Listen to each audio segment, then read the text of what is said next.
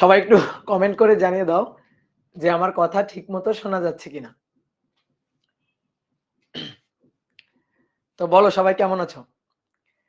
তাহলে তোমাদের 4 সাইকেল শেষ, সাইকেল 3 ও শেষ।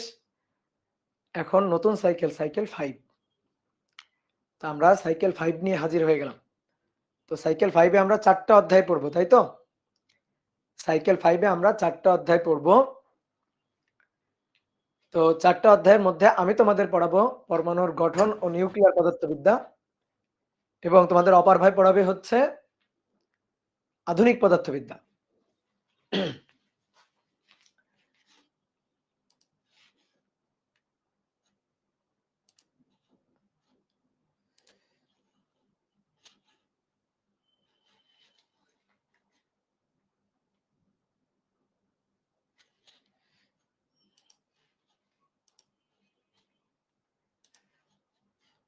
ওকে।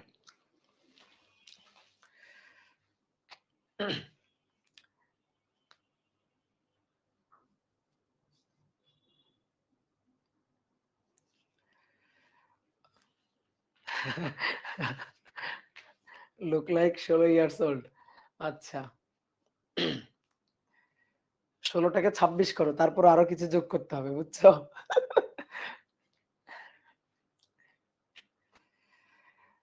ওকে, তাহলে হ্যাঁ, সবাই মোটামুটি শুনতে পাচ্ছ, সবাই দেখতে পাচ্ছ।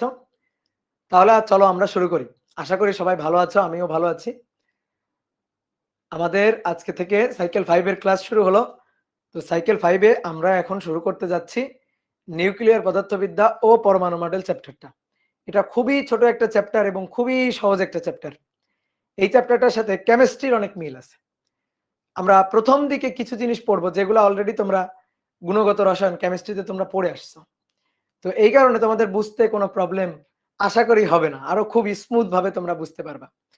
তবে ফিজিক্সে আমরা যা পড়বো, মানে কেমিস্ট্রিতে তুমি পরমাণুর গঠন বা পরমাণুর মডেল রিলেটেড যে আলোচনা পড়ে আসছো, তার সাথে আমরা ফিজিক্সে এখানে এসে আরেকটু অংশ পড়বো, যেটা হচ্ছে তেজস্ক্রিয় ক্ষয়সূত্র ও নিউক্লিয়ার বিক্রিয়াগুলা।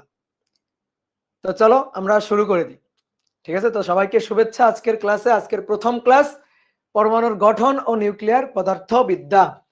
তো এই অধ্যায়ের আলোচনার শুরুতে আমি একটু ছোট্ট করে বলে নিই যে এই অধ্যায়ের আমরা কি কি টপিক আলোচনা করব। এই অধ্যায়ের টপিকগুলো আমি একটু ছোট্ট করে বলে নিই। টপিক খুব বেশি নাই, খুবই ছোট ছোট কিছু টপিক, ছোট্ট একটা চ্যাপ্টার। সেকেন্ড পার্টের যতগুলো চ্যাপ্টার আছে, তুমি বলতে পারো সেকেন্ড পার্টের যতগুলো চ্যাপ্টার আছে তার মধ্যে এইটা হচ্ছে অন্যতম ছোট একটা চ্যাপ্টার। আরো একটা ছোট চ্যাপ্টার আছে যেটা আর তোমাদের পড়া লাগবে না, তোমরা এই দিক দিয়ে খুব ভাগ্যবান।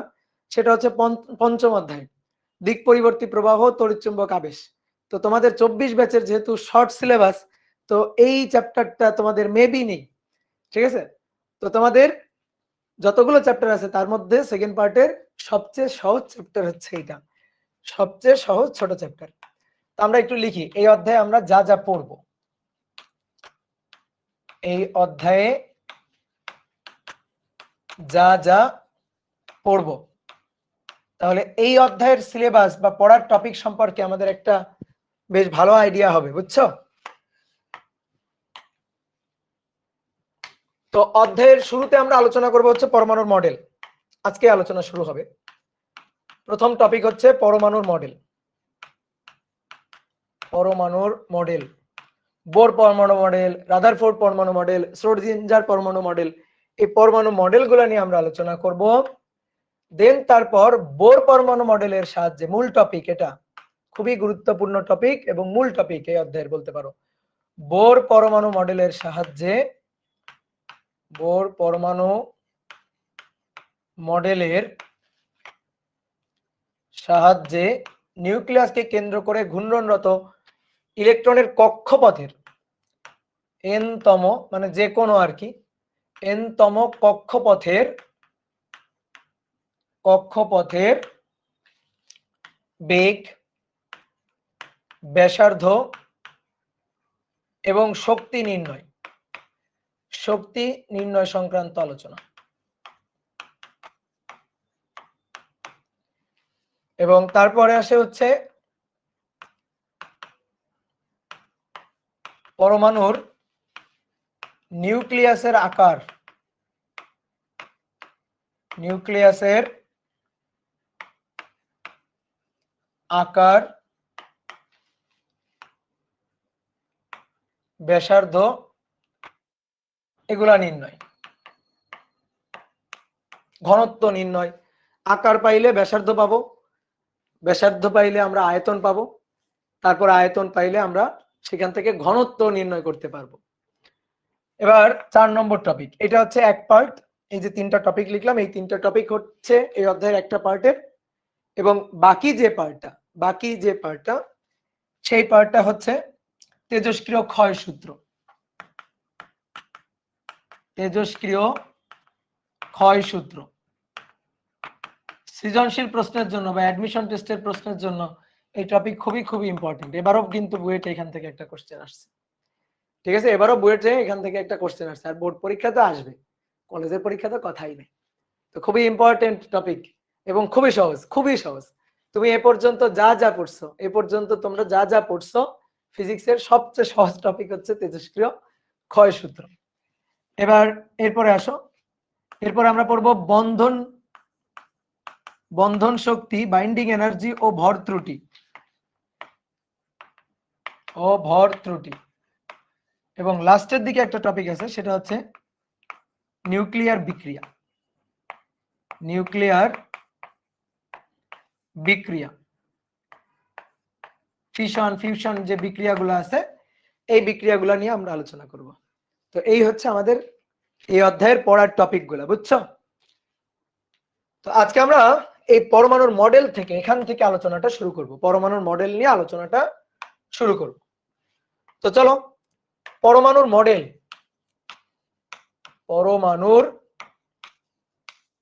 মডেল আজকে আমরা এই যে রকেট সায়েন্সের যে যুগে চলে আসছি, এটা কিন্তু একদিনে আসি নাই।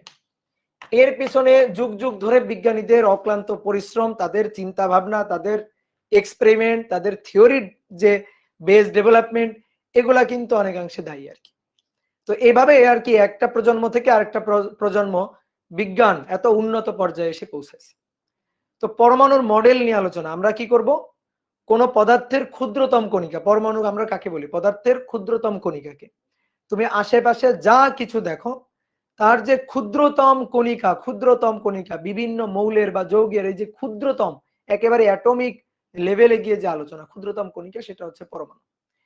তো এই যে পরমাণু, এই পরমাণুর গঠনটা কেমন, এই পরমাণুর মধ্যে কি কি আছে এবং কিভাবে আছে, ইলেকট্রন, প্রোটন, নিউট্রন, পজিট্রন, এগুলার অবস্থানটা কেমন, এরা কিভাবে অবস্থান করতেছে, একটা পরমাণুর গঠনটা, আণবিক বিন্যাসটা কেমন হবে, সেই জিনিসটা আমরা জানতে চাই। তো সেটাই হচ্ছে পরমাণুর মডেল। বিভিন্ন বিজ্ঞানীরা বিভিন্ন সময়ে এই পরমাণুর মডেলের বিভিন্ন প্রস্তাবনা উপস্থাপন করছে। তো এই পরমাণু মডেলের প্রস্তাবনাতে প্রথমেই যার নাম আসে সে হচ্ছে ডাল্টনের পরমাণু মডেল। এর আগেও ডেমোক্রিটাস, সেও পরমাণু মডেল নিয়ে কিছু কথা বলছিল, কিন্তু আমরা মূল আলোচনা যদি ধরি তাহলে ডাল্টন থেকেই হচ্ছে আলোচনা। তো প্রথম এই যে পরমাণু মডেল, সেটা হচ্ছে ডাল্টনের পরমাণু মডেল। ডাল্টনের পরমাণু মডেলের প্রস্তাবনার পরে দেখো, ডাল্টন যে পরমাণু মডেল দিয়েছে, তার মনে করো যে সবকিছু ঠিক না, বা কিছু ত্রুটি আছে, কিছু সীমাবদ্ধতা আছে, সেটাকে পরবর্তীতে সংশোধন করে একটু আপডেট পরমাণু মডেল নিয়ে হাজির হয়েছে আরো একজন বিজ্ঞানী পরবর্তী সময়ে, তার নাম হচ্ছে থমসন। তো তার নাম অনুযায়ী তার প্রদত্ত বা তার প্রস্তাবিত যে পরমাণু মডেল, সেটাকে বলা হয় থমসন পরমাণু মডেল। তাহলে আমরা একটু সিরিয়াল বাই কথাগুলো একটু লিখি। তো প্রথমে হচ্ছে ডাল্টন পরমাণু মডেল, দেন তারপর থমসন পরমাণু মডেল,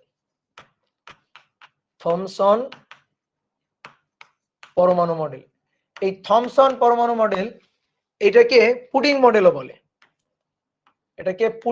বলে, অথবা ওয়াটারমেলন মডেল, মানে তরমুজ মডেল আর কি, ওয়াটারমেলন মডেলও বলে। তো পুডিং মডেল কেন বলে আমরা জানবো, একটু পরে জানবো, এক এক করে আমরা আলোচনা করবো এগুলা। এবার তারপরে এই থমসনের পরমাণু মডেলের এই সীমাবদ্ধতাগুলা বা থমসন পরমাণু মডেলের যে অজানা কথাগুলা, সেই অজানা কথাগুলাকে পরবর্তীতে সংশোধন করে নতুন করে পরমাণু মডেল নিয়ে হাজির হয়েছে বিজ্ঞানী রাদারফোর্ড। তার নাম অনুযায়ী তার প্রস্তাবিত পরমাণু মডেলকে বলা হয় রাদারফোর্ড পরমাণু মডেল। পরমাণু মডেল, এটাকে সৌর মডেল বলা হয়। এরপরে রাদারফোর্ড পরমাণু মডেলের সীমাবদ্ধতা গুলাকে দূর করে দিয়েছে বিজ্ঞানী বোর, তার নাম অনুযায়ী বোর পরমাণু মডেল, বোর পরমাণু মডেল। ঠিক আছে, তো মোটামুটি এই চারটার মধ্যে সবচেয়ে আপডেট এবং গ্রহণযোগ্য পরমাণু মডেল হচ্ছে বোর পরমাণু মডেল। এবং আমাদের যাবতীয় যত আলোচনা, তোমরা কেমিস্ট্রিতেও করছো, আমরা ফিজিক্সে এখানেও পড়বো, এই যাবতীয় যত আলোচনা সেটা হচ্ছে বোর পরমাণু মডেলটা নিয়ে। এবার দেখো এই বোর পরমাণু মডেল, এটার মাধ্যমে আমরা পরমাণু মডেলের যে ধারণাটা আমরা পাই, নিউক্লিয়াসের চারপাশে ঘূর্ণনরত ইলেকট্রনের যে আকৃতি পাই, যে সুনির্দিষ্ট কক্ষপথে একটা একটা একটা নির্দিষ্ট কক্ষপথে, যেমন সূর্যের চারপাশে বিভিন্ন অরবিটে যেমন গ্রহগুলো আবর্তিত হচ্ছে, ঠিক তেমনি ভাবে নিউক্লিয়াসকে কেন্দ্র করে সুনির্দিষ্ট কিছু কক্ষপথে ইলেকট্রনগুলো আবর্তিত হচ্ছে, এরকম একটা ধারণা আমরা পাই। এবং আমরা পরমাণু মডেলের যে চিত্রগুলা দেখি, তুমি কেমিস্ট্রি বইতে যে পরমাণু মডেলের যে চিত্রগুলা দেখো, যে এটা হচ্ছে ধরো যে নিউক্লিয়াস, নিউক্লিয়াসের চারপাশে এরকম অনুমোদিত কক্ষপথে ইলেকট্রন গুলা ঘুরতেছে, এগুলা হচ্ছে ইলেকট্রন, এগুলো হচ্ছে ইলেকট্রন। এই যে পরমাণু মডেলটা আমরা দেখি, আসলে বাস্তবে পরমাণু মডেলটা আসলে এরকম না, পরমাণুর আকৃতিটা আসলে এরকম না। তো এই ব্যাপারগুলাকে, এটাকে নতুন করে আবার আপডেট করে বিজ্ঞানী শ্রোডিঞ্জার, ডি ব্রগলি এরা আবার মনে করো যে নতুন প্রস্তাবনা বা ধারণার উপস্থাপন করছে। তো আমরা 5 নম্বর যে পরমাণু মডেলটা জানি সেটা হচ্ছে বিজ্ঞানী শ্রোডিঞ্জার পরমাণু মডেল, শ্রোডিঞ্জার পরমাণু মডেল, শ্রোডিঞ্জার পরমাণু মডেল। শ্রোডিঞ্জারের কথা হচ্ছে এরকম সুনির্দিষ্ট কক্ষপথে ইলেকট্রন নিউক্লিয়াসের চারপাশে নেই, নির্দিষ্ট কক্ষপথে ইলেকট্রন ঘুরতেছে না, ইলেকট্রনগুলো অবস্থান করতেছে হচ্ছে ইলেকট্রন মেঘের মতো, মানে চারপাশে বিভিন্ন এই যে এলাকা, এই এলাকা হচ্ছে ইলেকট্রনের মেঘ, এর বিভিন্ন জায়গায় ইলেকট্রন অবস্থান করতে পারে। ইলেকট্রন কোন জায়গায় অবস্থান করবে, ইলেকট্রন সুনির্দিষ্টভাবে কোন জায়গায় অবস্থান করবে এইটা বলা যায় না, এটা হচ্ছে বা এটার আমরা সুনির্দিষ্টভাবে বলতে পারি না, বাট এবার সম্ভাবনার কথা এটা আমরা ইকুয়েশনের মাধ্যমে নির্ণয় করতে পারি। তো সেই ইকুয়েশনের উপস্থাপন করছে হচ্ছে বিজ্ঞানী শ্রোডিঞ্জার, তো বিজ্ঞানী শ্রোডিঞ্জার পরমাণু মডেল এইটা হচ্ছে বর্তমান সময়ের সবচেয়ে আপডেট পরমাণু মডেল। ঠিক আছে, কিন্তু আমরা শ্রোডিঞ্জার পরমাণু মডেল নিয়ে আলোচনা করব না, বুঝছো? আমাদের ফিজিক্স বইতে এখানে শ্রোডিঞ্জার পরমাণু মডেল নিয়ে আলোচনা নেই। তোমরা এর পরবর্তীতে যখন ফিজিক্স নিয়ে আরো মনে করো যে ডিটেলস মানে পড়াশোনা করবা, যদি কেউ ধরো যে ফিজিক্স সাবজেক্টের উপর, পিওর ফিজিক্সের উপর যদি কেউ পড়াশোনা করো, তখন তুমি এই জিনিসগুলো আরো দেখতে পারবা। ঠিক আছে, কিন্তু ধরো ইঞ্জিনিয়ারিং লাইনে বা মেডিকেল লাইনে গেলে তোমার আর এখান থেকে আর আলোচনা হবে না। কিন্তু যদি তুমি শুধুমাত্র ফিজিক্স নিয়ে পড়াশোনা করো বিভিন্ন ইউনিভার্সিটিতে, ধরো ঢাকা ইউনিভার্সিটি বা রাজশাহী ইউনিভার্সিটি বা জাহাঙ্গীরনগরে শুধু ফিজিক্স নিয়ে পড়াশোনা করো, তাহলে তুমি এই জিনিসগুলো আরো খুব ডিটেলস জানতে পারবা। তো দেখো এখানে একটা চিত্র দেওয়া আছে, এই যে অ্যাটমিক মডেলের হচ্ছে মানে পর্যায়ক্রমে বিজ্ঞানীরা কোন কোন মডেল নিয়ে হাজির হয়েছে তার একটা সুন্দর হচ্ছে একটা ক্রম দিয়ে এখানে চিত্র দেওয়া আছে। তো এটা হচ্ছে ডাল্টনের কথা অনুযায়ী পরমাণু হচ্ছে মৌলের ক্ষুদ্রতম কণা, অবিভাজ্য ক্ষুদ্রতম কণা, জাস্ট একটা মনে করো যে নিরেট স্ফিয়ার গোলক, সেটাই হচ্ছে অ্যাটম। তো এটা হচ্ছে ডাল্টনের কথা। এবার তারপরে হচ্ছে বিজ্ঞানী থমসন, সে বলতেছে যে হ্যাঁ ঠিক আছে, পরমাণু হচ্ছে একটা নিরেট গোলক, কিন্তু সেই নিরেট গোলকের মধ্যে ধনাত্মক চার্জ আছে এবং ঋণাত্মক চার্জ আছে। তো ধনাত্মক চার্জ এবং ঋণাত্মক চার্জ কিভাবে আছে? ওয়াটারমেলন বা তরমুজ কাটার পরে দেখবা তরমুজের যে লাল যে জলীয় অংশ, তার মাঝখানে ছোট ছোট ছোট ছোট কালো কালো তরমুজের বিচি থাকে। এই যে লাল জলীয় অংশ, এটা হচ্ছে পজিটিভ চার্জের আধার। আর এই যে ছোট ছোট ছোট ছোট কালো কালো যে মানে তরমুজের যে বিচিগুলো আছে, এই বিচিগুলো হচ্ছে ইলেকট্রন। এটার সাথে কম্পেয়ার করেই বিজ্ঞানী থমসন সে পরমাণু মডেল উপস্থাপন করছে। এই কারণে তার এই পরমাণু মডেলটাকে তরমুজ মডেল মানে ওয়াটারমেলন বলেন বা পাম পুডিং মডেলটাও বলা হয়। এবার তারপর হচ্ছে বিজ্ঞানী রাদারফোর্ড, এই যে মাঝখানের জন্য হচ্ছে বিজ্ঞানী রাদারফোর্ড পরমাণু মডেলের সীমাবদ্ধতা দূর করে বিজ্ঞানী বোর, এবং বোর পরমাণু মডেল বোর কি বলতেছে, নিউক্লিয়াসকে কেন্দ্র করে ইলেকট্রনগুলো সুনির্দিষ্ট কক্ষপথে আবর্তন করতেছে। কিন্তু বিজ্ঞানী শ্রোডিঞ্জার বলতেছে যে না, নিউক্লিয়াসকে কেন্দ্র করে ইলেকট্রনগুলো সুনির্দিষ্ট এরকম কোনো কক্ষপথে নেই, জাস্ট ইলেকট্রনগুলো এরকম একটা ঘন পুঞ্জীভূত মেঘের মতো অবস্থান করতেছে। এটা হচ্ছে ইলেকট্রন ক্লাউড, এই যে এই অংশটা এটা হচ্ছে ইলেকট্রন ক্লাউড, ইলেকট্রন মেঘ আর কি, বুঝতে পারছো?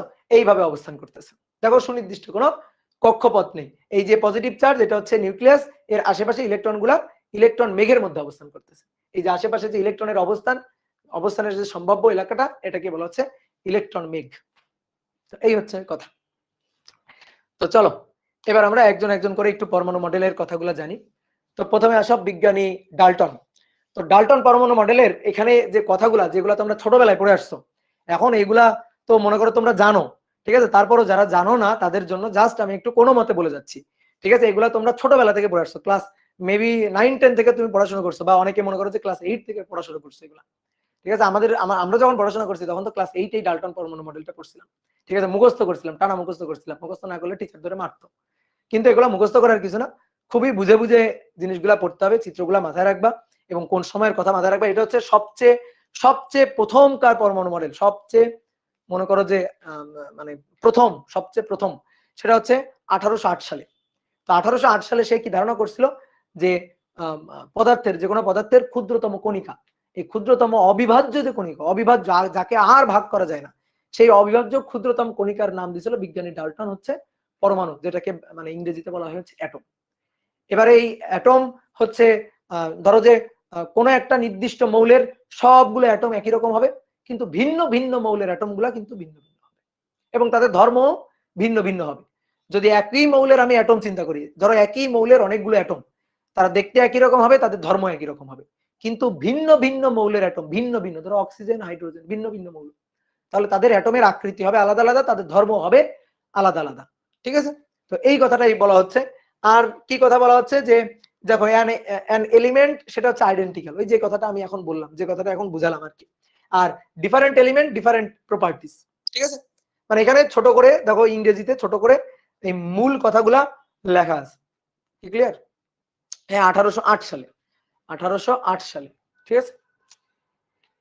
এবার আসো ডাল্টন পরমাণু মডেলের সাহায্যে আমরা যে জিনিসগুলোর ব্যাখ্যা পাচ্ছিলাম না, সেটা হচ্ছে এই যে পরমাণুর নিউক্লিয়াস কোথায়, বা ধরো যে পরমাণুতে যে পজিটিভ চার্জ এবং নেগেটিভ চার্জ আছে, সেই পজিটিভ চার্জটাকে বলা হচ্ছে প্রোটন, আর নেগেটিভ চার্জটা হচ্ছে ইলেকট্রন।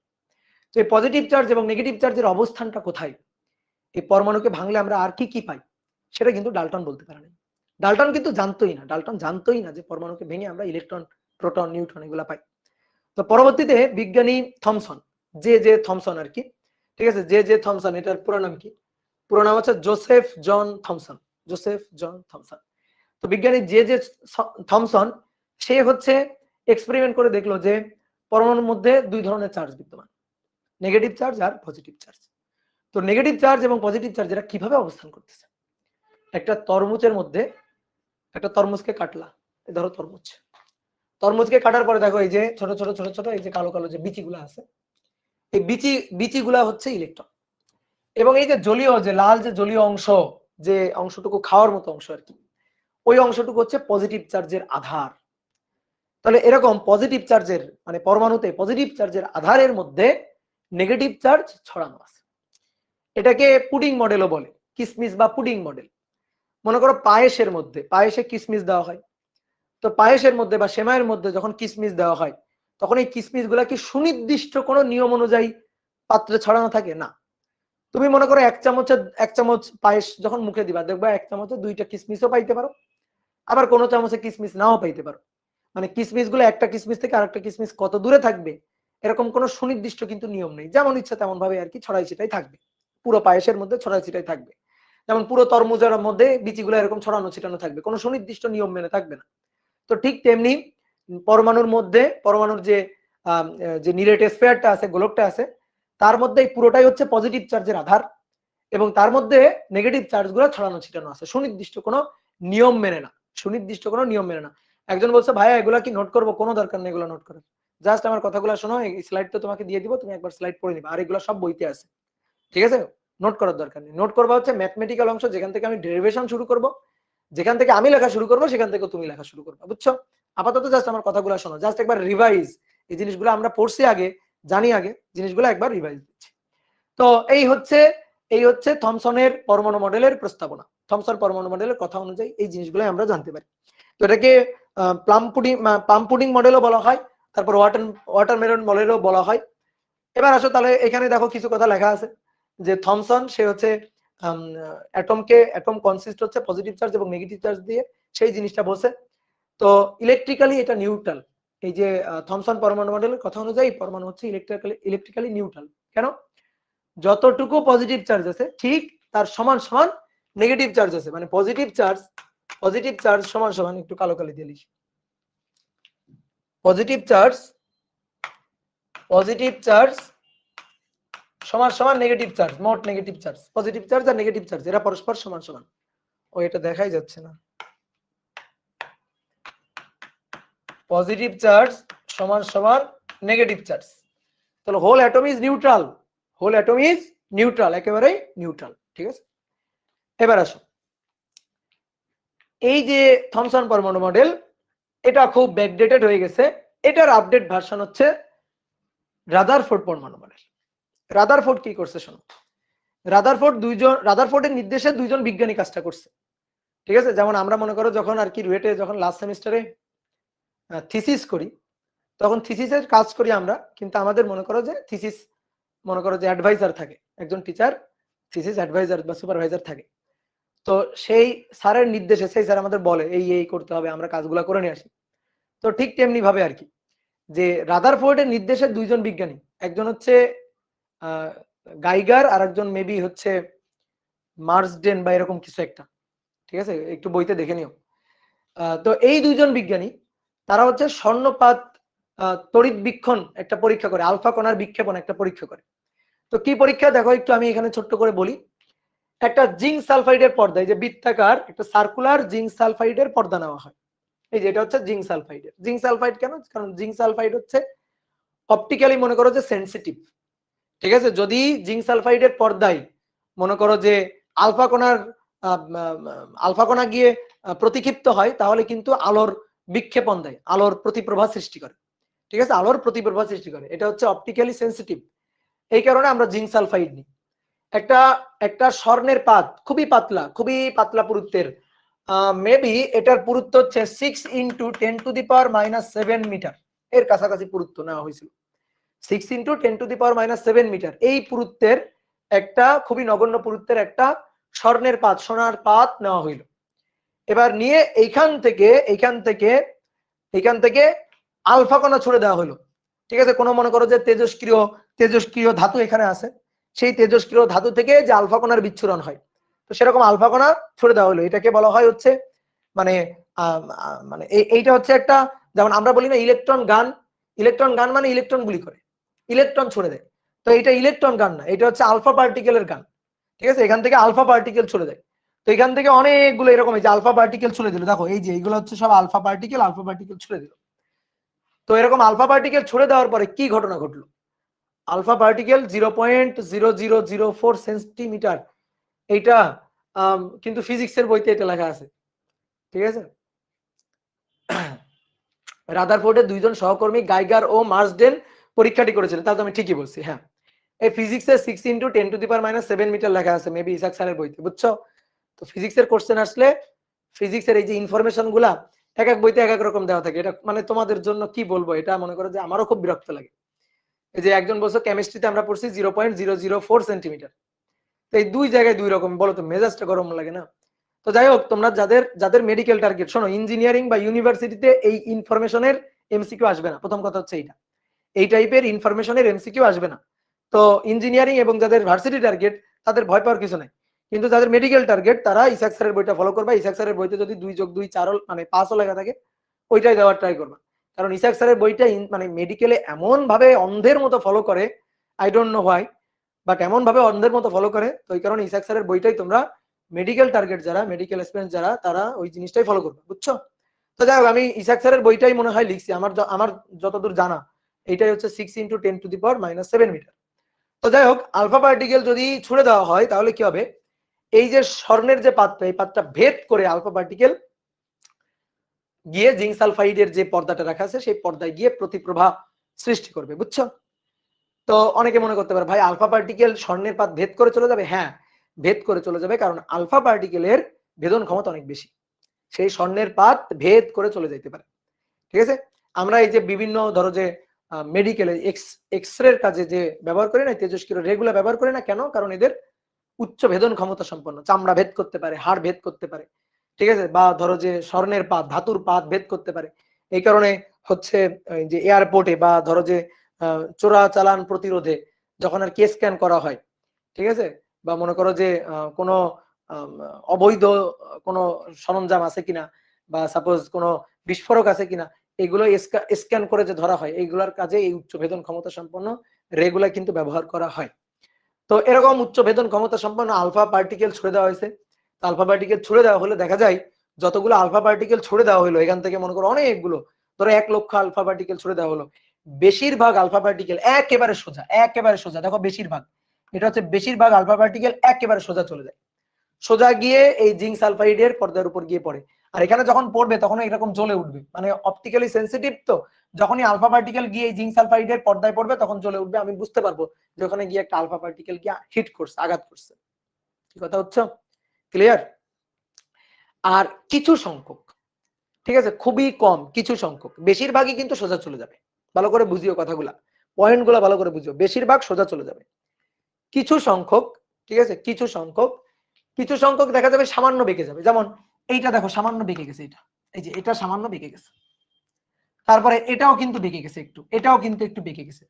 তো বেঁকে ওই পাশেই জিঙ্ক সাল মানে এই যে স্বর্ণের যে পাতটা আছে সেই পাতের ওই পাশেই জিঙ্ক সালফাইডের পর্দায় গিয়ে প্রতিপ্রভা সৃষ্টি করবে। এই যে এখানে যখন আলো জ্বলে উঠবে, ধরো আলফা পার্টিকেল তো আমি দেখতে পারবো না, কিন্তু এখানে যখন আলো জ্বলে উঠবে, এখানে যখন এরকম আলো জ্বলে উঠবে তখন আমি বুঝতে পারবো যে এখানে গিয়ে একটা আলফা পার্টিকেল হিট করছে। ঠিক আছে, এই কারণে আমরা জিঙ্ক সালফাইড পর্দাটা ব্যবহার করি, বুঝছো? তো এবার আসো, তাহলে ম্যাক্সিমাম সংখ্যক সোজাসুজি চলে যাবে, কিছু সংখ্যক সামান্য বেঁকে যাবে, এবং একেবারে মনে করো যে পুরোপুরি পুরোপুরি একেবারে ধরো যে ব্যাক করে চলে আসবে, পুরোপুরি ব্যাক করবে, এরকম মনে করো 1 লাখে একটা দুইটা, 1 লাখে একটা দুইটা। তো 1 লাখে একটা দুইটা পুরোপুরি ব্যাক করে, পুরোপুরি আবার ব্যাক করে মনে করো এইদিকে চলে আসবে। তো এই যে পুরোপুরি ব্যাক করে চলে আসতেছে, তাহলে আমরা পর্যবেক্ষণ করলাম তিনটা জিনিস। এক, বেশিরভাগ সংখ্যক সোজাসুজি চলে গেল, সামান্য কিছু সংখ্যক বেঁকে গেল, সামান্য বেঁকে গেল, এবং মনে করো যে খুবই অল্প সংখ্যক, খুবই অল্প সংখ্যক সেটা হচ্ছে একেবারে সোজাসুজি 180 ডিগ্রি বিক্ষেপিত হয়ে সোজাসুজি চলে আসে, সোজাসুজি ব্যাক করলো আর কি, ফিরে গেল। তো এই ঘটনাগুলো আমরা দেখতে পারলাম। এবার এই ঘটনাগুলো থেকে আমরা কিছু ডিসিশন নিতে পারি। তো ডিসিশন গুলা দেখো পরীক্ষা থেকে মানে পরীক্ষা পর্যবেক্ষণ, সেখান থেকে সিদ্ধান্ত। তাহলে পরীক্ষা করলাম, পরীক্ষা করে আমরা কিছু ঘটনা পর্যবেক্ষণ করলাম, এবং এই পর্যবেক্ষণ গুলা থেকে সিদ্ধান্ত। তো দেখো আমি পর্যবেক্ষণ লিখতেছি এবং একটু ছোট করে সিদ্ধান্ত গুলো লিখতেছি, যে বেশিরভাগ সোজাসুজি চলে যায়, বেশিরভাগ আলফা রে সোজাসুজি যায়, সোজাসুজি চলে যায়, বেশিরভাগ আলফা রে সোজাসুজি চলে যায়। তাহলে বেশিরভাগ আলফা রে যদি সোজাসুজি চলে যায়, তার মানে পরমাণুর ম্যাক্সিমাম জায়গায় ফাঁকা। এই যে স্বর্ণের পাত, এই স্বর্ণের পাতটা পরমাণু দিয়ে গঠিত না, ক্ষুদ্র ক্ষুদ্র কণা, পরমাণু, অ্যাটম দিয়ে গঠিত না? তাহলে সোজাসুজি যদি চলে যায়, না বেঁকে ম্যাক্সিমাম যদি সোজাসুজি চলে যায়, তার মানে এর ম্যাক্সিমাম জায়গাটাই ফাঁকা, পরমাণুর ম্যাক্সিমাম জায়গাটাই ফাঁকা। কথা বুঝছো? যদি ম্যাক্সিমাম জায়গা ফাঁকা না হইতো, তাহলে তো আলফা পার্টিকেল বেশিরভাগ তো সোজা যাইতে পারতো না, বেঁকে চলে আসতো বেশিরভাগ। তার মানে আমরা এই পর্যবেক্ষণ থেকে এই কথাটা বলতে পারি যে যেহেতু বেশিরভাগ সোজাসুজি চলে গেছে, সুতরাং পরমাণুর ম্যাক্সিমাম জায়গায় ফাঁকা, পরমাণুর ম্যাক্সিমাম জায়গা ফাঁকা, জায়গা ফাঁকা। তাহলে এই কথাটা আমরা বলতে পারি। এবার দেখো দ্বিতীয় যে পর্যবেক্ষণটা ছিল আমাদের, দ্বিতীয় পর্যবেক্ষণটা কি? কিছু সংখ্যক সামান্য বেঁকে আসে, কিছু সংখ্যক সামান্য বেঁকে যায়, বেঁকে গিয়ে জিঙ্ক সালফাইড পর্দায় প্রতিপ্রভা সৃষ্টি করে। কিছু সংখ্যক সামান্য বেঁকে যায়। তাহলে ভাই কিছু সংখ্যক যদি সামান্য বেঁকে যায় তার মানে কি? কিছু সংখ্যক সামান্য বেঁকে যাচ্ছে তার মানে কি? তার মানে হচ্ছে পরমাণুর মধ্যে এমন একটা জায়গা আছে, ভালো করে বুঝিও কথাগুলো, পরমাণুর মধ্যে এমন একটা জায়গা আছে যে জায়গায় কিছু পজিটিভ চার্জ পুঞ্জীভূত হয়ে আছে, এই কারণে সামান্য বেঁকে গেছে। ধরো যদি এরকম হয়, এখানে যদি পজিটিভ চার্জ থাকে, ধরো এটা চার্জ থাকে, ধরো এটা পজিটিভ, তাহলে কি হবে, যে আলফা পার্টিকেলটা গিয়ে এইভাবে আঘাত করতেছে, ধরো এখানে কি আঘাত করতেছে, সেটা বেঁকে এইদিকে চলে যাবে। যেটা গিয়ে এখানে আঘাত করতেছে সেটা বেঁকে এই যে সামান্য বেঁকে এইদিকে চলে যাবে। এই কথা কি বুঝছো? তাহলে যদি মাঝখানে এইখানে কোনো জায়গায় যদি কিছু সংখ্যক পজিটিভ চার্জ পুঞ্জীভূত থাকে, তাহলে দেখো যখন গিয়ে হিট করবে, ধাক্কা দিবে, পজিটিভ চার্জের সাথে যখন ধাক্কা লাগবে, তখন কিন্তু বেঁকে বেঁকে চলে যাবে, সামান্য বেঁকে চলে যাবে। কি কথা কি বুঝছো?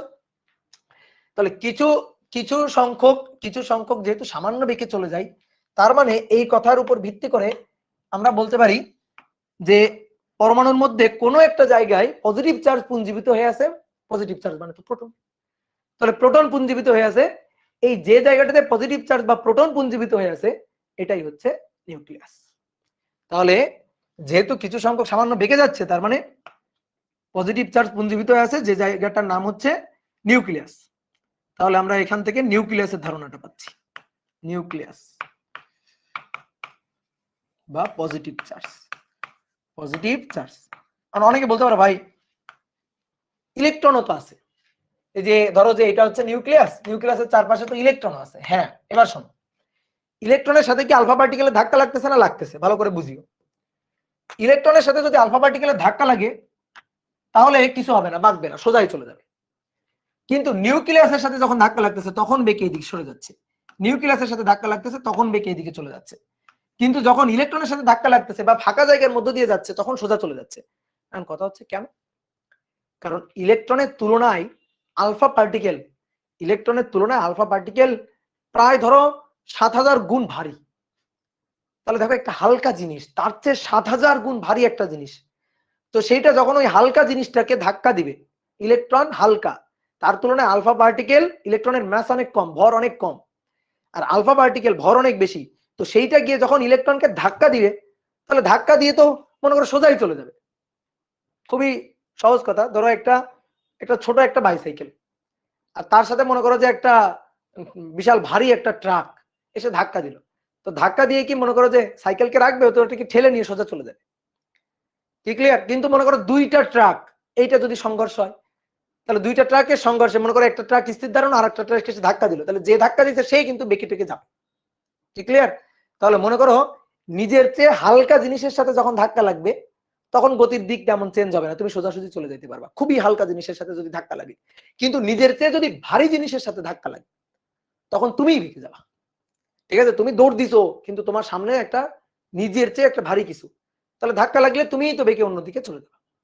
তাহলে নিউক্লিয়াসে পজিটিভ চার্জ আছে, আর আলফা পার্টিকেল নিজেও পজিটিভ চার্জ। এই কারণে আলফা পার্টিকেল যখন ধাক্কা লাগাচ্ছে তখন বেঁকে যাচ্ছে। এবং এবং মনে করো 20,000-এ, যেহেতু কেমিস্ট্রির কথা বলতে হয় অনেকে, তো 20,000 একটি বা 1,00,000 একটি, সেটা পুরোপুরি এইভাবে বেঁকে চলে আসতেছে, একেবারে পুরোপুরি যেভাবে গেল সেইভাবে বেঁকে চলে আসতেছে। তাহলে বেঁকে চলে আসতেছে কার জন্য? অবশ্যই ভারী কেউ একটা আছে, এবং যে অবশ্যই পজিটিভ চার্জ, এই কারণে আলফা পার্টিকেল বেঁকে চলে আসতেছে। তাহলে আলফা পার্টিকেলের চেয়ে ভারী কিছু একটা আছে, এবং এই ভারী কিছু একটা ওটা পজিটিভ চার্জ, এই কারণে বেঁকে চলে আসতেছে। তাহলে এখান থেকে কিন্তু আমরা নিউক্লিয়াসের ধারণা পাই। এই নিউক্লিয়াস আবিষ্কার করে কে? রাদারফোর্ড। ঠিক আছে, নিউক্লিয়াস আবিষ্কার করে কে? রাদারফোর্ড। বুঝছো? ইলেকট্রন আবিষ্কার করে কে? বিজ্ঞানী জে জে থমসন। কেমিস্ট্রিতে মানে ইসে কিন্তু আসবে এমসিকিউতে। আর নিউক্লিয়াস আবিষ্কার করে কে? নিউক্লিয়াস আবিষ্কার করে বিজ্ঞানী রাদারফোর্ড। কোন পরীক্ষার মাধ্যমে? এই স্বর্ণপাত আলফা বিক্ষেপণ যে পরীক্ষাটা, এর মাধ্যমে। বুঝলা? এবার আরেকটা কথা ছিল, সেই কথাটা কি? সেই কথাটা হচ্ছে যে এই যে অলরেডি সেটা বলেই ফেলছি, যে একটা পুরোপুরি বেঁকে চলে আসতেছে। ঠিক আছে, এই যে খুবই খুবই কম সংখ্যক পুরোপুরি বেঁকে চলে আসতেছে। তো খুবই কম সংখ্যক পুরোপুরি বেঁকে চলে আসতেছে, তার কারণটাই হচ্ছে ইলেকট্রনের সাথে ধাক্কা খেয়ে সোজাসুজি চলে যাচ্ছে। ম্যাক্সিমাম জায়গাটা ফাঁকা, ইলেকট্রনের সাথে ধাক্কা খেয়ে বাদ বাকিগুলো সোজাসুজি চলে যাচ্ছে। যেটা পুরোপুরি বেঁকে চলে আসতেছে সেটা আসলে সেটা আসলে নিউক্লিয়াসের সাথে ধাক্কা লাগতেছে। ঠিক ক্লিয়ার? তো এটাই হচ্ছে কথা। তাহলে আমরা এই পর্যবেক্ষণ থেকে আমরা সিদ্ধান্তগুলো লিখে ফেললাম। এবার আসো এই যে নিউক্লিয়ার পরমাণু মডেল, রাদারফোর্ডের যে পরমাণু মডেল, দেখো যে আলোচনাটা আমরা একটু আগে করলাম, ঠিক আছে, যে আলোচনাটা আমরা একটু আগে করলাম, সেই আলোচনার উপর মানে ভিত্তি করে বা সেই এক্সপেরিমেন্টের উপর ভিত্তি করে আমরা কিন্তু মানে পরমাণুর একটা মানে আকৃতি আমরা ভেবে নিতে পারি। কি আকৃতি? মাঝখানে থাকবে নিউক্লিয়াস, পজিটিভ চার্জের কিছু একটা, আশেপাশের ম্যাক্সিমাম জায়গা থাকবে ফাঁকা, এবং আশেপাশে ইলেকট্রন গুলো থাকবে। ঠিক আছে, আশেপাশে কি থাকবে? ইলেকট্রন গুলো থাকবে। তো সেটাই দেখো, যে এই কালি দিয়ে যেটা লেখা আছে, এই যে হালকা যে কালোটা মানে কালারটা যেটা আছে, সেটা হচ্ছে ফাঁকা জায়গা। এই যে এটা হচ্ছে ফাঁকা জায়গা, এবং এই ফাঁকা জায়গার মধ্যে দেখো এই যে ইলেকট্রন, এক একটা কক্ষপথে ইলেকট্রন গুলা ঘুরতেছে, এই যে, আর মাঝখানের এই যে জায়গাটা, এটা হচ্ছে সেই পজিটিভ চার্জ বা নিউক্লিয়াস। তাহলে এরকম একটা আকৃতি কিন্তু আমরা পাচ্ছি। কি কথা কি বুঝছো? এরকম একটা আকৃতি আমরা পাচ্ছি। তো বিজ্ঞানী রাদারফোর্ড সেই কথাগুলাই বলছে। দেখো, অ্যাটমস আর মেইনলি এমটি স্পেস, তারপরে positive charge is concentrated at the centre of the atom, আর the centre of the atom this is called nucleus, আর the centre of atom equal to nucleus. দেখো the nucleus লেখা আছে, আর electrons move around the nucleus, অর্থাৎ নিউক্লিয়াসের চারপাশে electron গুলা আবর্তিত হচ্ছে। কি ক্লিয়ার? তো এটা হচ্ছে রাদারফোর্ডের পরমাণু মডেল। এবার রাদারফোর্ড পরমাণু মডেলের সীমাবদ্ধতা, ঠিক আছে, বই থেকে খুব সুন্দর করে আমি এই যে মার্ক করে দিচ্ছি 2 মার্কের প্রশ্নের জন্য, যেটা পড়বা, বুঝছো? 2 মার্কের প্রশ্নের জন্য রাদারফোর্ডের এই সীমাবদ্ধতাটা পড়বা। সীমাবদ্ধতা আমি একটু আলোচনাও করে দিচ্ছি, ছোট্ট করে আলোচনা করে দিচ্ছি। এটা 2 মার্কের জন্য, অনুধাবনমূলক প্রশ্নের জন্য, বুঝছো? অনুধাবনমূলক প্রশ্নের জন্য সীমাবদ্ধতাটা পড়বা। তো সীমাবদ্ধতা কি তোমরা কেমিস্ট্রিতে পড়ছো? সেই সীমাবদ্ধতা হচ্ছে যে ইলেকট্রন গুলা যখন এই কক্ষপথে আবর্তিত হতে থাকে, তখন সে ক্রমাগত শক্তি বিকিরণ করে। এবার আমার প্রশ্ন হচ্ছে কেন? এই কথাটা আমাদের বইতে লেখা আছে যে ইলেকট্রন গুলা যখন ঘূর্ণনরত থাকে, নিউক্লিয়াসের চারপাশে যখন ঘূর্ণনরত থাকে, এই যে ঘূর্ণনরত আছে, এই ঘূর্ণনরত থাকা অবস্থায় তারা শক্তি বিকিরণ করে। তো শক্তি ক্রমাগত শক্তি বিকিরণ করে কেন? আমার প্রশ্ন হচ্ছে কেন শক্তি বিকিরণ করে? তো শক্তি বিকিরণ করে তার কারণ হচ্ছে তড়িৎ চুম্বকীয় তত্ত্ব অনুযায়ী, অর্থাৎ ইলেকট্রোম্যাগনেটিক যে ওয়েভ যে ইকুয়েশন, তো সেই তত্ত্ব অনুযায়ী, ইলেকট্রোম্যাগনেটিক ওয়েভ ইকুয়েশন তত্ত্ব অনুযায়ী, তড়িৎ চুম্বকীয় তত্ত্ব অনুযায়ী, যদি কোনো চার্জ, ভালো করে শুনিও কথাটা, এই জিনিসটা আমরা আরো ভালো বুঝতে পারতাম যদি আমরা চতুর্থ অধ্যায় পঞ্চম অধ্যায় পড়তাম, যে যদি কোনো চার্জ ত্বরণ নিয়ে মুভ করে, যদি কোনো চার্জ ত্বরণ নিয়ে গতিশীল থাকে, তাহলে সে ক্রমাগত শক্তি বিকিরণ করবে ত্বরণ নিয়ে। তো তুমি দেখো তো, এই যে এটা হচ্ছে ইলেকট্রন, এখানে একটু এঁকে দেখাই, এটা হচ্ছে নিউক্লিয়াস, নিউক্লিয়াসের চারপাশে এই যে ঘুরতেছে ইলেকট্রন, এটা হচ্ছে ইলেকট্রন। তো ইলেকট্রন হচ্ছে নেগেটিভ চার্জ, আর নিউক্লিয়াস আছে প্রোটন পজিটিভ চার্জ, একটু আগে রাদারফোর্ডের পরীক্ষা দিয়ে আমরা প্রমাণ করছি। এই পজিটিভ চার্জ এবং নেগেটিভ চার্জ এরা তো পরস্পরকে আকর্ষণ করবে। তো এরা যে পরস্পরকে আকর্ষণ করবে, এটা হচ্ছে ইলেকট্রোস্ট্যাটিক ফোর্স, মানে তড়িৎ বল, তড়িৎ যে কুলম্ব বল সেটা। তাহলে এই বল দিয়ে আকর্ষণ করতেছে, তো এই বল দিয়ে কোন দিকে আকর্ষিত হচ্ছে? কেন্দ্রের দিকে। তো কেন্দ্রের দিকে আকর্ষিত হওয়ার কারণে তো কেন্দ্রমুখী বল থাকবে, এফ ই, এটা হচ্ছে এম ভি স্কয়ার বাই আর, কেন্দ্রমুখী বলের যোগান দিবে, বুঝছো? তাহলে কেন্দ্রমুখী বলের যেহেতু যোগান দিচ্ছে, কেন্দ্রমুখী বলই যেহেতু আছে, তার মানে কেন্দ্রমুখী ত্বরণ আছে না? কেন্দ্রমুখী ত্বরণ আছে, কেন্দ্রের দিকে ত্বরণ আছে। তাহলে এই যে চার্জ, এই চার্জ কি করতেছে? ত্বরণ নিয়ে মুভ করতেছে, ত্বরণ নিয়ে বৃত্তাকার পথে গতিশীল আছে। তো তড়িৎ চৌম্বকীয় তত্ত্ব অনুযায়ী কোনো চার্জ যদি ত্বরণ নিয়ে মুভ করে, ত্বরণ নিয়ে গতিশীল থাকে, তাহলে সে ক্রমাগত শক্তি বিকিরণ করবে। তাহলে শক্তি এভাবে বিকিরণ করতে থাকলে আস্তে আস্তে এই যে কক্ষপথগুলো আছে, এই কক্ষপথগুলোর ব্যাসার্ধটা কমতে থাকবে। কারণ যতই শক্তি বিকিরণ করবে, ততই সে লোয়ার অরবিটে নেমে আসবে, ঠিক আছে? ততই তার অরবিটের রেডিয়াসটা হবে কম। তাহলে অরবিটের রেডিয়াসটা যদি কম হয়, কম হতে হতে হতে হতে হতে হতে এক সময় নিউক্লিয়াসে গিয়ে পতিত হবে, পরমাণু তার স্থায়িত্ব হারাবে, পরমাণুটা তার স্থায়িত্ব হারাবে। তাহলে এটাই হচ্ছে কথা।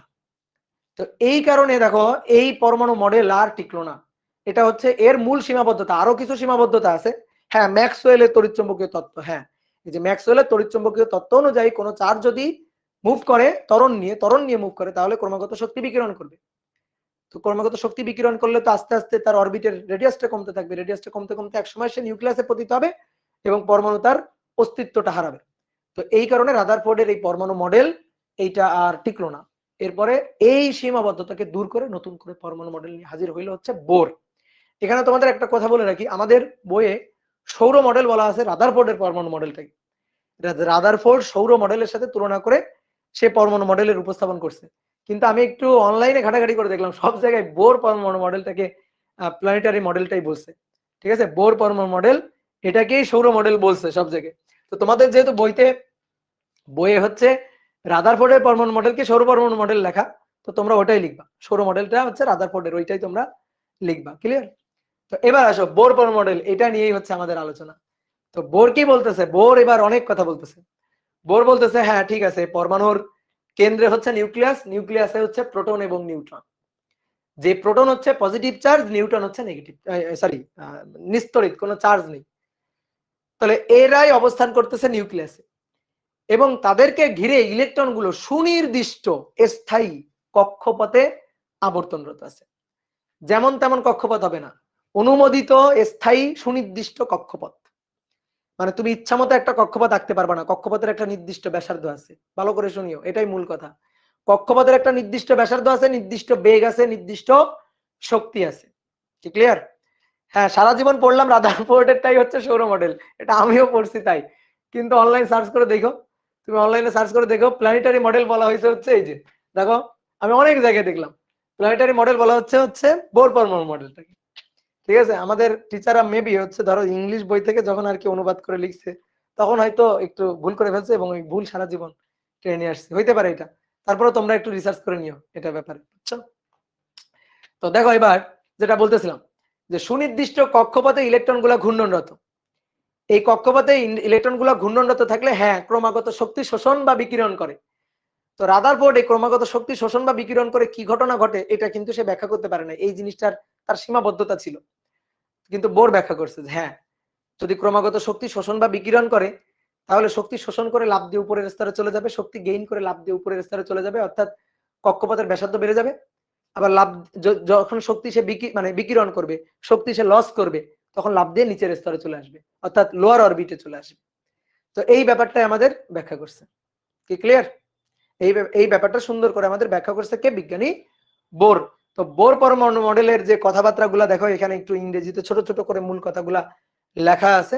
ঠিক আছে, অরবিটের নির্দিষ্ট ব্যাসার্ধ হবে, অরবিটের নির্দিষ্ট আকার হবে, নির্দিষ্ট আকৃতি হবে। ঠিক আছে, অরবিট নিজের ইচ্ছা মতো বানানো যাবে না, এটাই হচ্ছে বোরের কথা। ঠিক আছে, এটাই হচ্ছে বোরের কথা এবং মূল গুরুত্বপূর্ণ কথা হচ্ছে এটা। তা আমাদের আলোচনা হচ্ছে বোর পরমাণু মডেল নিয়ে। এরপর বিজ্ঞানী শ্রোডিঞ্জার আছে, শ্রোডিঞ্জার তার পরমাণু মডেল আছে। তো শ্রোডিঞ্জার বলতেছে যে হ্যাঁ, কেন্দ্রে আছে নিউক্লিয়াস এবং নিউক্লিয়াসের চারপাশে ইলেকট্রন আছে, কিন্তু ইলেকট্রন কোনো সুনির্দিষ্ট কক্ষপথে নেই। ইলেকট্রনের আসলে আশেপাশে যে কোনো জায়গায় ইলেকট্রন পাওয়া যাইতে পারে, যে কোনো জায়গায় ইলেকট্রনের অস্তিত্ব থাকতে পারে। তো এইটাই হচ্ছে ইলেকট্রন মেঘ আর কি, যে ইলেকট্রন কোনো অরবিটে থাকে না, ইলেকট্রন একটা একটা মেঘের মতো পুঞ্জীভূত হয়ে একটা এলাকার মধ্যে থাকে এবং এলাকার যে কোনো জায়গায় এখানে ইলেকট্রন থাকতে পারে, এখানে থাকতে পারে, এখানে থাকতে পারে, এখানে থাকতে পারে, এখানে থাকতে পারে। তারপরে তোমরা কেমিস্ট্রিতে হচ্ছে ওই যে বিভিন্ন অরবিটালের সাইজ পড়ছো। ঠিক আছে, যে কোন একটা অরবিটালের সাইজ, এগুলো সব ভুলে গেছি আমি। কোন একটা অরবিটালের সাইজ এরকম, এটা ধরো যে মেবি পি অরবিটাল নাকি, যে তিনটা পি অরবিটাল হচ্ছে তিনটা, তো এরকম পি এক্স অক্ষ একটা, ওয়াই অক্ষ একটা, জেড অক্ষ একটা মেবি। ঠিক আছে, তো এরকম তোমরা এই যে অরবিটালের আকার টাকার পড়ছো না, তো ওইভাবে আসলে মূলত ইলেকট্রন গুলো ওইভাবে অবস্থান করে। ওকে, তো এবার আসো আমরা এখন মূল আলোচনায় যাচ্ছি। এইবার তোমরা মানে নোট খাতা ধরো আর কি। চলো শুরু করি। আমরা পড়বো হচ্ছে বোর পরমাণু মডেল, বুঝছো? বোর পরমাণু মডেল। এর একটু আগে যে বাংলা কথাগুলো তোমাদের পড়াইলাম, ঠিক আছে, এগুলো আসলে পড়াইতে চাইছিলাম না, কিন্তু তোমাদের অনেকের ভাই একটু পড়াই দেন, তো দিলাম নাও। ঠিক আছে, অফলাইন ব্যাচে অনেক স্টুডেন্ট বলে ভাই একটু পড়াই দেন, তো নাও তোমাদেরও পড়াই দিলাম।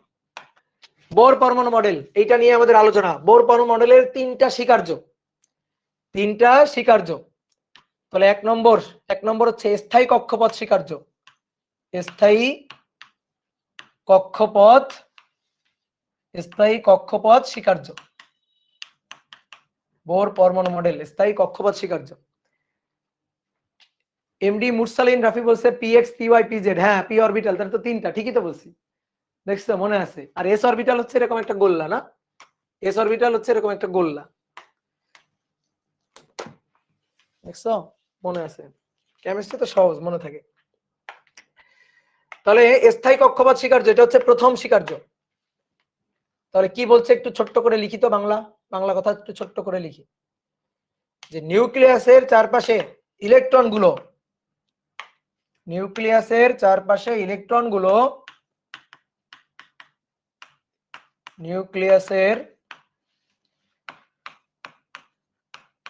চারপাশে ইলেকট্রনগুলো সুনির্দিষ্ট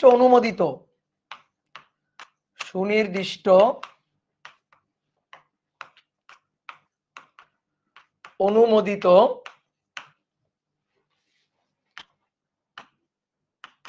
কক্ষপথে আবর্তন করে, সুনির্দিষ্ট অনুমোদিত কক্ষপথে আবর্তন করে। প্রতিটি কক্ষপথের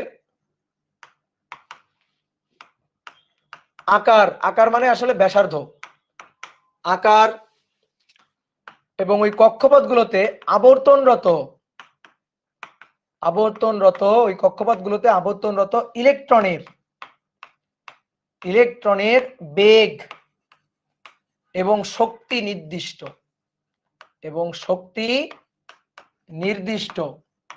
অর্থাৎ প্রত্যেকটা অরবিটে শক্তির পরিমাণ নির্দিষ্ট। ঠিক আছে, প্রত্যেকটা অরবিটে শক্তির পরিমাণ নির্দিষ্ট। কি ক্লিয়ার? প্রত্যেকটা অরবিটের শক্তির পরিমাণ নির্দিষ্ট। তাহলে আসলে একটু চিত্র আঁকি।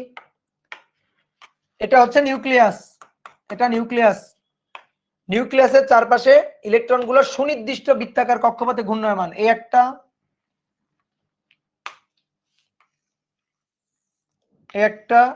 একটা, দেখো তিনটা কক্ষপথ আঁকছি আমি এখানে। দেখো তিনটা কক্ষপথ এখানে আঁকা হয়েছে, তিনটা কক্ষপথ। তাহলে কক্ষপথ গুলোতে ইলেকট্রন গুলা আবর্তনরত, এই বৃত্তাকার কক্ষপথে ইলেকট্রন আবর্তনরত। এই যে কক্ষপথটা, এই কক্ষপথ প্রথম কক্ষপথ, দ্বিতীয় কক্ষপথ, তৃতীয় কক্ষপথ। শোনো, প্রথম কক্ষপথ এবং দ্বিতীয় কক্ষপথের মাঝখানে ফাঁকা জায়গা আছে। প্রথম কক্ষপথ দ্বিতীয় কক্ষপথের মাঝখানে ফাঁকা জায়গা আছে, কিন্তু ফাঁকা জায়গা থাকলে ওখানে অরবিট থাকতে পারবে না, ওখানে অরবিট হবে না। ধরো এই যে প্রথম এবং দ্বিতীয় কক্ষপথের মধ্যে তুমি এসে কি করলা, যে ভাই এই দেখেন ইয়ার একটা অরবিট, আমি একে দেখালাম, এই একটা অরবিট, বুঝছো, এই যে একে দেখালাম, এটা হতে পারবে না। কক্ষপথ সুনির্দিষ্ট, প্রথম কক্ষপথ দ্বিতীয় কক্ষপথ, প্রথম এবং দ্বিতীয় কক্ষপথের মাঝখানে ইলেকট্রন কোথাও থাকতে পারবে না, কারণ ওখানে কোনো অরবিট নেই। দ্বিতীয় কক্ষপথ তৃতীয় কক্ষপথ, এর মাঝখানে কোনো অরবিট নেই, ওই মাঝখানে কোনো ইলেকট্রন থাকতে পারবে না। মহাকর্ষ অধ্যায়ে তোমরা কৃত্রিম উপগ্রহ পড়ছো না? সেই কৃত্রিম উপগ্রহকে এই যে কয়েকদিন আগে হচ্ছে ভারত পাঠালো চন্দ্রযান, তারপরে হচ্ছে মনে করো আমরা একটা স্যাটেলাইট পাঠিয়েছিলাম। তো এই স্যাটেলাইট গুলা পৃথিবীর চারপাশে কক্ষপথে আবর্তনরত থাকে না? তো এই কক্ষপথ গুলা যে কোনো কিছু হইতে পারে। আমি মনে করো যে বেগ বাড়াবো, তো কক্ষপথ চেঞ্জ হয়ে যাবে, বেগ কমাবো, তাও কক্ষপথ চেঞ্জ হবে। অর্থাৎ এই যে পৃথিবীকে আবর্তন করে যে কক্ষপথ, মানে কৃত্রিম উপগ্রহগুলোর যে কক্ষপথ আছে, এই কক্ষপথ গুলাতে সুনির্দিষ্ট বেগ এবং সুনির্দিষ্ট কিন্তু শক্তি। তো তুমি চাইলে কক্ষপথ এখানে যে কোনো কিছুই করতে পারো। ঠিক আছে, তুমি চাইলে কক্ষপথ যে কোনো কিছু করতে পারো। তুমি একটা কৃত্রিম উপগ্রহকে কোথায় রাখবা, ভূপৃষ্ঠ থেকে কত উচ্চতায় রাখবা, ভূপৃষ্ঠ থেকে কত উচ্চতায় সে পৃথিবীর চারপাশে আবর্তিত করবে, এটা কিন্তু তুমি সুনির্দিষ্টভাবে মানে নিজে ঠিক করে নিতে পারো। কিন্তু একটা ইলেকট্রন সে সুনির্দিষ্ট কক্ষপথে থাকবে, এই কক্ষপথগুলো ফিক্সড। এই দুইটা কক্ষপথের মাঝখানে তুমি কোনো ইলেকট্রনকে রাখতে পারবে না। দুইটা কক্ষপথের মাঝখানে, অনুমোদিত কক্ষপথের মাঝখানে নতুন করে তুমি আর একটা কক্ষপথ বানাইতে পারবে না। ঠিক আছে, কিন্তু মনে করো এইখানে এই পথে, এই কক্ষপথে একটা কৃত্রিম উপগ্রহ স্যাটেলাইট আছে, আবার এই কক্ষপথে একটা কৃত্রিম উপগ্রহ স্যাটেলাইট আছে, এখানে আছে। আমি কি করলাম, মনে করো এটা এই যে কক্ষপথটা, এই কক্ষপথ মনে করো যে ভারতের একটা স্যাটেলাইট আছে, এই কক্ষপথে এখানে চীনের একটা স্যাটেলাইট আছে। তুমি কি করলা, তুমি একটা স্যাটেলাইট উৎক্ষেপণ করলা, যেটাকে তুমি মনে করো যে ভারত এবং চীনের মাঝখানে এই কক্ষপথে মনে করো যে আবর্তিত হবে। তো এটা সম্ভব, এটা করা যায়। কিন্তু প্রথম কক্ষপথে একটা ইলেকট্রন আছে, দ্বিতীয় কক্ষপথে একটা ইলেকট্রন আছে, তুমি কি করলা, নতুন করে আরেকটা ইলেকট্রন বললা যে প্রথম এবং দ্বিতীয় কক্ষপথের মাঝখানে থাকবে। সম্ভব না, কারণ অনুমোদিত কক্ষপথ, নির্দিষ্ট স্থায়ী কক্ষপথ। কি ক্লিয়ার? এবং এই কক্ষপথ গুলোতে শক্তির পরিমাণও নির্দিষ্ট। প্রথম কক্ষপথে শক্তি E1, দ্বিতীয় কক্ষপথে E2, তৃতীয় কক্ষপথে E3, এরকম। তাহলে এটা হচ্ছে প্রথম স্বীকার্য। এবার আসো 2 নম্বর স্বীকার্য। 2 নম্বর স্বীকার্যটা হচ্ছে ভরবেগের স্বীকার্য, কৌণিক ভরবেগের স্বীকার্য। কৌণিক ভরবেগটাই লিখি, কৌণিক ভরবেগ সম্পর্কিত স্বীকার্য।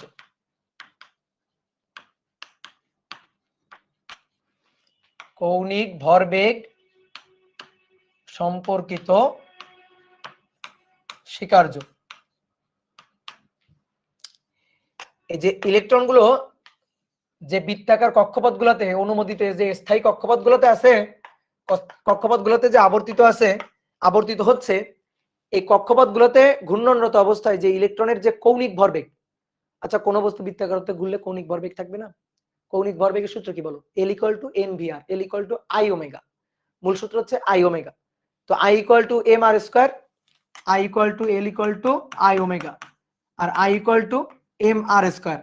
কারণ যখন ইলেকট্রন ঘুরবে, নিউক্লিয়াসকে কেন্দ্র করে যখন ইলেকট্রন ঘুরবে, সে একটা বিন্দু ভর, তাই না? তো একটা বিন্দু ভরের জন্য mr স্কয়ার, আর omega v equal to omega, omega equal to v by r। তাহলে কি হচ্ছে mvr, চতুর্থ অধ্যায় পড়া, তাই না? এগুলো চতুর্থ অধ্যায় পড়া। তো এই যে কৌণিক ভরবেগ, এই কৌণিক ভরবেগের মান হবে h ডিভাইডেড বাই 2 পাই এর, h ডিভাইডেড বাই 2 পাই এর পূর্ণ সংখ্যার গুণিতক। পূর্ণ সংখ্যা, ভগ্নাংশ না, পূর্ণ সংখ্যার গুণিতক। তাহলে একটু লিখে আসো। স্থায়ী কক্ষপথগুলোতে আবর্তনরত ইলেকট্রনের, স্থায়ী কক্ষপথগুলোতে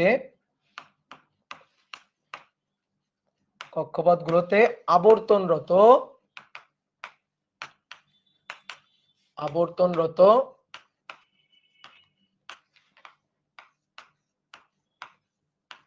ইলেকট্রনের কৌণিক ভরবেগ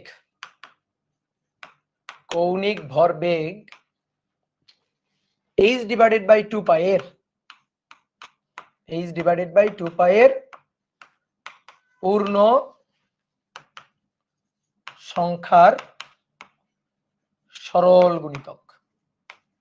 পূর্ণ সংখ্যার সরল গুণিতক। তাহলে আসো একটু চিত্র এঁকে বুঝি।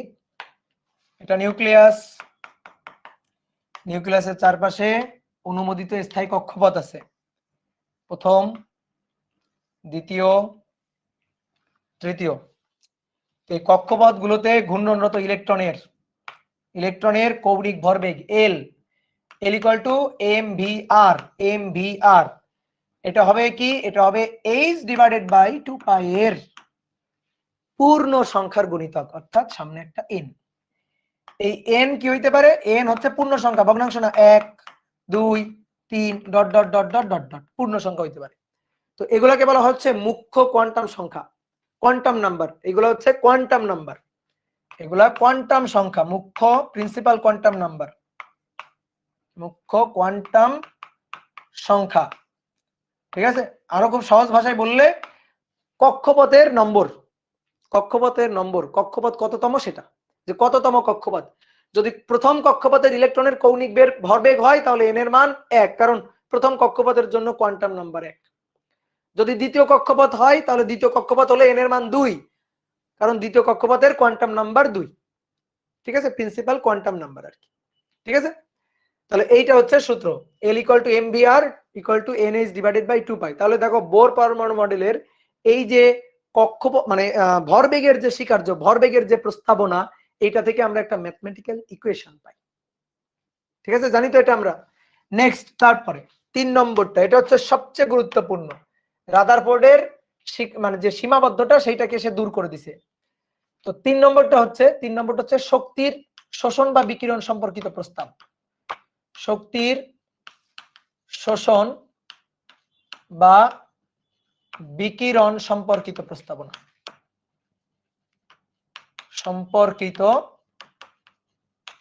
প্রস্তাবনা,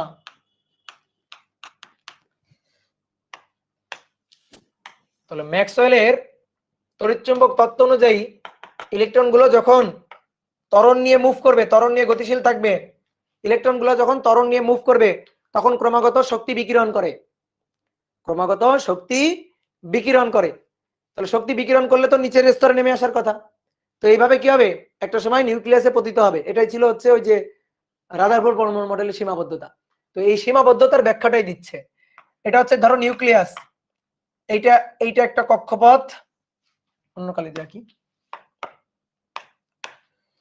এটা একটা কক্ষপথ, প্রথম কক্ষপথ, দ্বিতীয় কক্ষপথ, ধরো এটা তৃতীয় কক্ষপথ।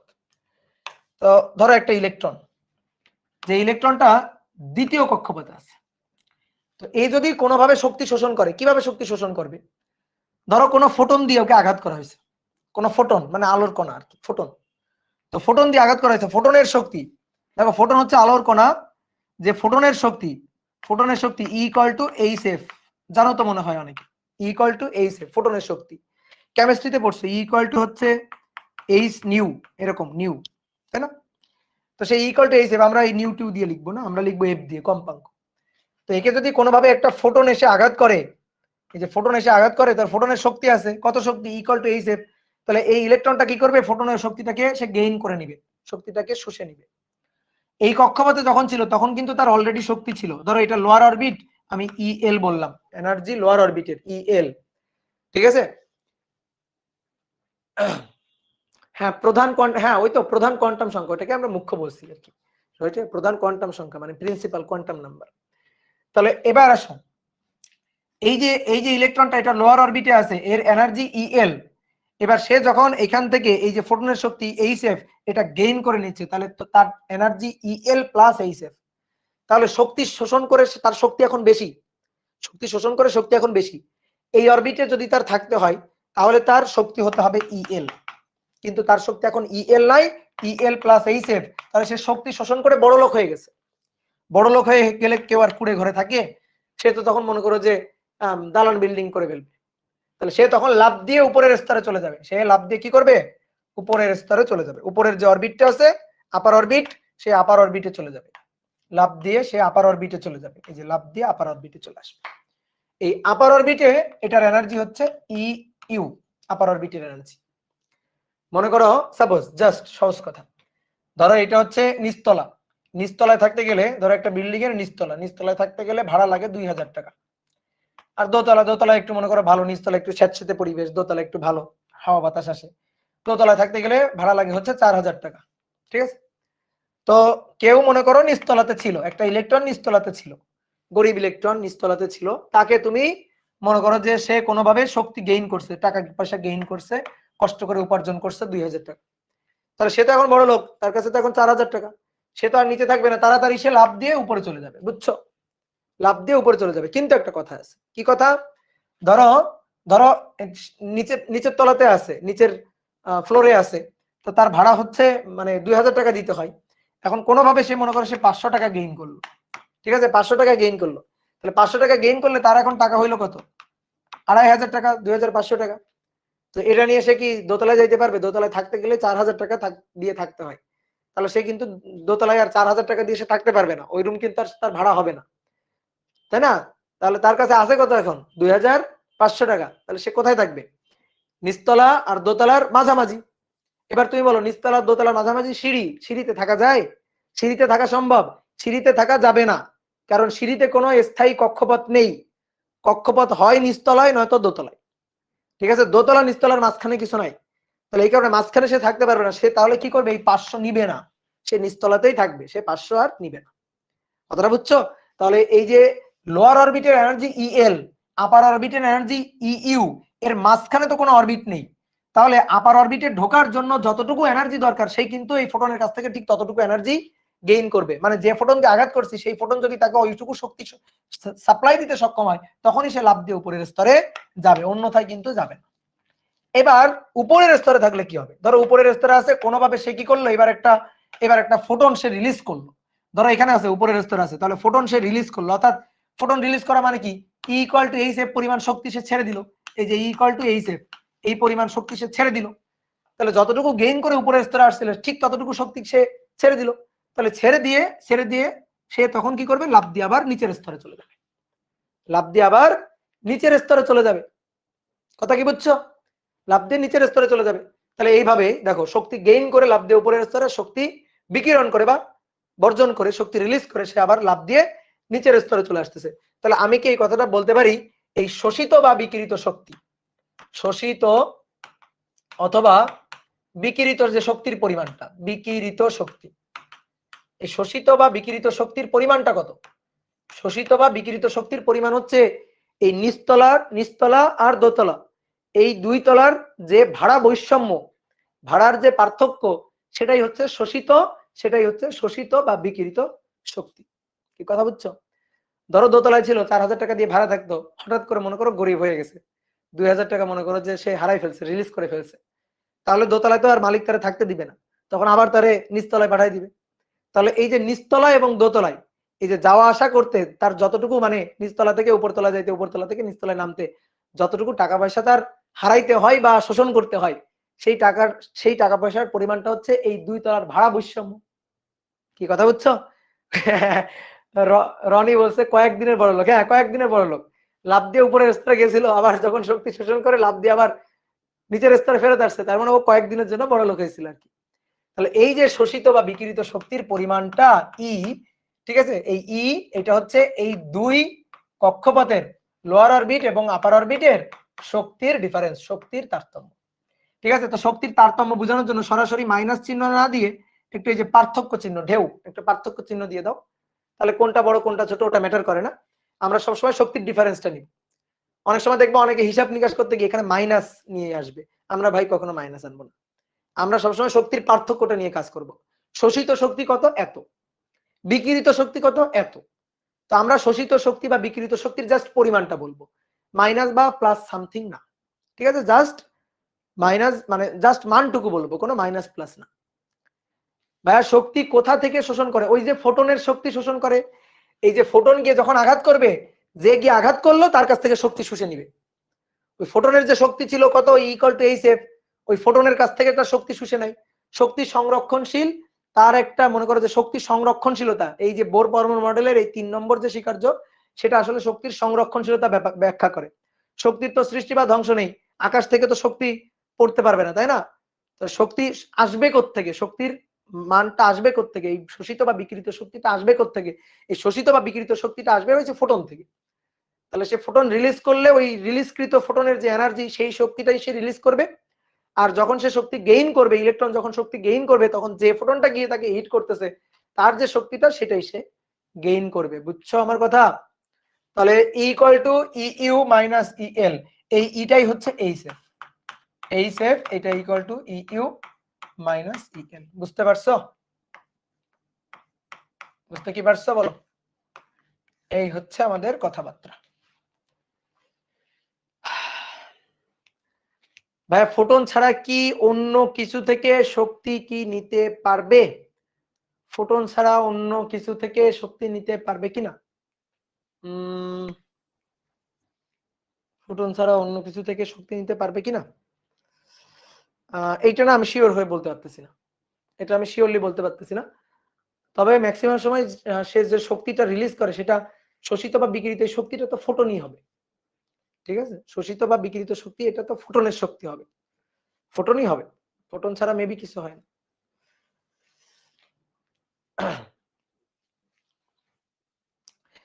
এখানে ই সমান সমান ইপি প্লাস ইকে, হ্যাঁ অবশ্যই। এই যে অরবিটের যে এনার্জি, এই অরবিটে কিন্তু ইলেকট্রন ঘূর্ণনরত থাকলে তার দুটো এনার্জি, এই অরবিটের যে ইলেকট্রনের যে এনার্জি, অরবিটের যে এনার্জি, অরবিটে ইলেকট্রনের টোটাল এনার্জি, এখানে যে এনার্জিটা আমি লিখছি মোট এনার্জি, টোটাল যে এনার্জিটা সেটা হচ্ছে ইলেকট্রনের গতিশক্তি প্লাস বিভব শক্তি। গতিশক্তিও আছে, বিভব শক্তিও আছে, বুঝছো? যেমন তোমরা এই জিনিসটা অনেকটা হচ্ছে স্যাটেলাইটের মতো। তোমরা স্যাটেলাইটের ক্ষেত্রে বিভব শক্তি গতিশক্তি হিসাব করছো না?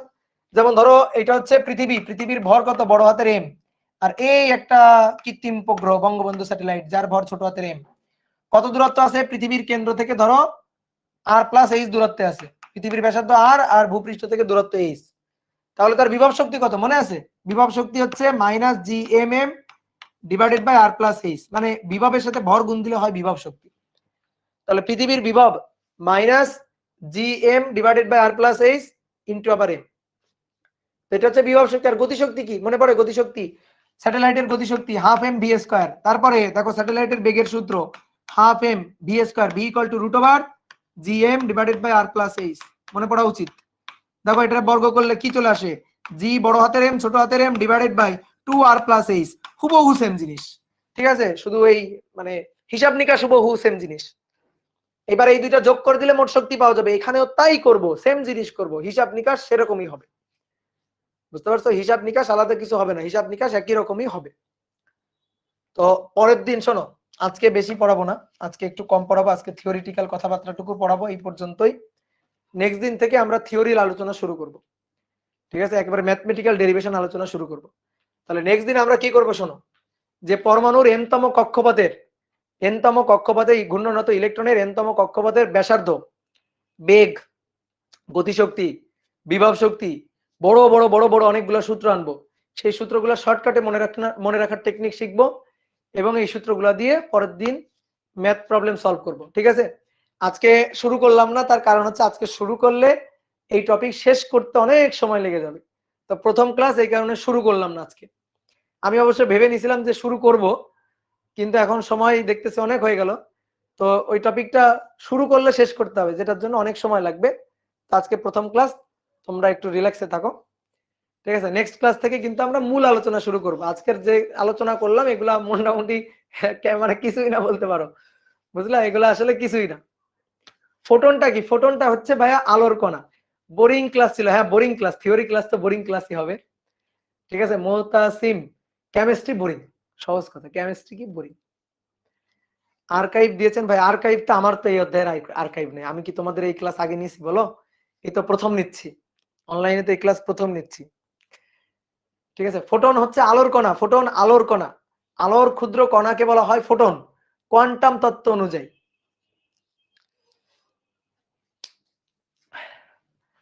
কলেজে পরীক্ষা চলতেছে, মেহেদি বলছে কলেজে পরীক্ষা চলতেছে। কয়টা ক্লাস লাগবে? কয়টা ক্লাস? ধরো 7টা 8টা, 7টা ক্লাস লাগবে, ধরো 7টা। ভাইয়া কয়টা ক্লাস লাগবে? সিদ্ধাতুল নিয়া বলছে কয়টা ক্লাস লাগবে? ভাইয়া 3 আওয়ারের ক্লাস নেন। নিব নিব নিব 3 আওয়ারের ক্লাস নিব, ওয়েট করো। ইঞ্জিনিয়ারিং ব্যাচে আসো, দেখো 5 আওয়ারের ক্লাস হয়ে যাবে, 5 ঘন্টার ক্লাস, 6 ঘন্টার ক্লাস। ইঞ্জিনিয়ারিং ব্যাচে আসো, তখন বুঝবা যে কত কত ক্লাসে কত সময়।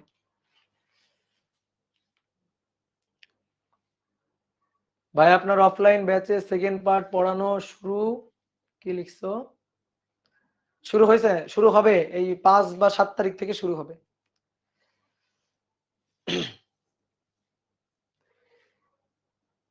কেমিস্ট্রি তো সঞ্জয় দাদা অনেক ভালো পড়ায়, অবশ্যই কেমিস্ট্রি তো সঞ্জয় দাদা অনেক ভালো পড়ায়, কেমিস্ট্রির বস সঞ্জয় দাদা।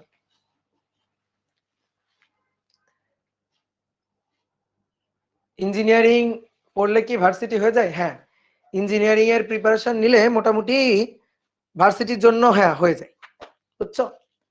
তবে তোমার যদি মেইন টার্গেট থাকে যে ভার্সিটি, মেইন একেবারে মেইন ফোকাস থাকে ভার্সিটি, তাহলে ইঞ্জিনিয়ারিং ব্যাচে ঢুকে বড় বড় ম্যাথ না করার সাজেশন হচ্ছে আমার। মেইন টার্গেট যদি ইঞ্জিনিয়ারিং থাকে, আর মনে করো মেইন টার্গেট মানে সরি, মেইন টার্গেট যদি ভার্সিটি থাকে, তাহলে ইঞ্জিনিয়ারিং ব্যাচে ঢুকে বড় বড় ম্যাথ না করলেই ভালো। আর মেইন টার্গেট যদি ইঞ্জিনিয়ারিং থাকে, তাহলে তোমার জন্য ইঞ্জিনিয়ারিং ব্যাচের বিকল্প কিছুই নাই। ভাই আপনার স্লাইড গুলো সাদা করলে ভালো হয় না? সাদা করলে ভালো হয় না, সাদা করলে আমার পড়াইতে অনেক সমস্যা হয়, চোখের অনেক সমস্যা হয় আমার।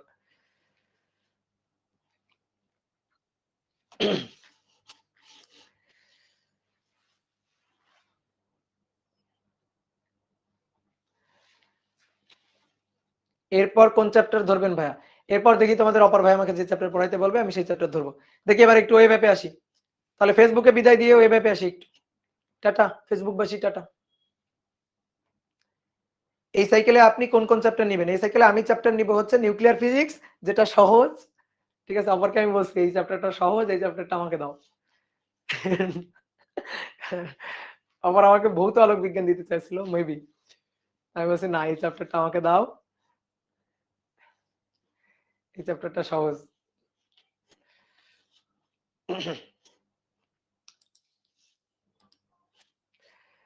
ওকে, এবার ওয়েব অ্যাপে আসো তো দেখি, ওয়েব অ্যাপে আসো। এই এত বড় বড় কমেন্ট লিখলে আমি পড়তে পারি না।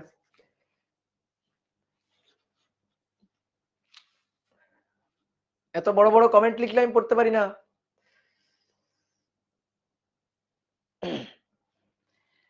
একজন লিখছে ভাই ইলেকট্রন তো নেগেটিভ চার্জ, এরা পরস্পরকে বিকর্ষণ করে না যখন ইলেকট্রন মেঘ তৈরি করে। শোনো, ইলেকট্রন মেঘ হচ্ছে একটা এলাকা, যে এলাকার সব জায়গায় ইলেকট্রন থাকে না। ইলেকট্রন কোন জায়গায় থাকবে এটার সম্ভাবনাটা আমরা মনে করো যে গেস করতে পারি, এটাই হচ্ছে কথা। ঠিক আছে, ইলেকট্রন মেঘ মানে একেবারে ইলেকট্রন মানে গায়ে গায়ে গায়ে গায়ে ইলেকট্রন বসে আছে এরকম না।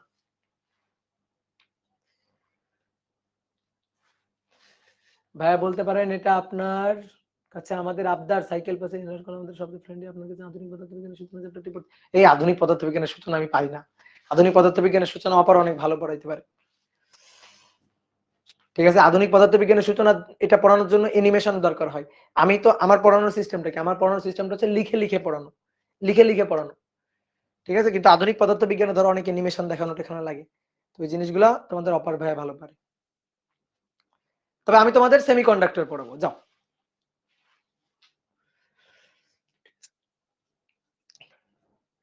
এই অধ্যায়ের সাথে আগের অধ্যায়ের কোনো সম্পর্ক আছে কিনা? না, কোনো অধ্যায়ের সম্পর্ক নেই।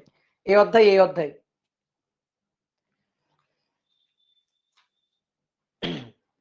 বা বোর কিভাবে ইকুয়েশন গুলো আবিষ্কার করলো। শোনো, স্বীকার্য হচ্ছে অনেকটা হচ্ছে বিনা প্রমাণে মেনে নেওয়া। যেমন আইনস্টাইনের আপেক্ষিকতার 2টা স্বীকার্য আছে, বোর পরমণ্ডলের 3টা স্বীকার্য আছে। স্বীকার্যের উপর ভিত্তি করে আমরা ডেরিভেশন করি, তারপরে দেখি কি ডেরিভেশন গুলা কি মিলে যাচ্ছে এক্সপেরিমেন্টালি। তখন দেখছি হ্যাঁ ডেরিভেশন গুলো এক্সপেরিমেন্টালি মিলে যাচ্ছে, সূত্রগুলো এক্সপেরিমেন্টালি ঠিক হচ্ছে, তখন আমরা ওই স্বীকার্যগুলোকে সত্য বলে মেনে নিই।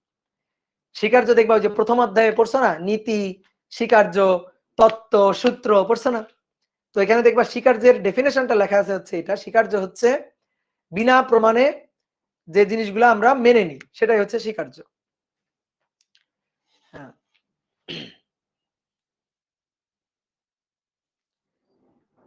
ভাইয়া মোট এনার্জিতে নেগেটিভ করব না কেন? মোট এনার্জিতে নেগেটিভ করব না কেন? মোট এনার্জি নেগেটিভই তো হবে। এই যে এই মোট এনার্জির পরিমাণটা, এই মোট এনার্জিটা কিন্তু নেগেটিভই হবে। একজন বলছে মোট এনার্জি নেগেটিভ করব না কেন, এটা নেগেটিভই হবে, সেটা আমরা দেখবো পরে। আপাতত আমি লিখছি বিভব শক্তি আর গতিশক্তির যোগফল হবে মোট শক্তি। সানডেতে আসবেন আবার ক্লাসে? হ্যাঁ, নেক্সট যেদিন আমার ক্লাস আছে সেদিন তো আবার আমি হাজির হয়ে যাব। তাহলে তোমরা ভালো থাকো। তাহলে আজকে যাই, টাটা। Tata tata tata.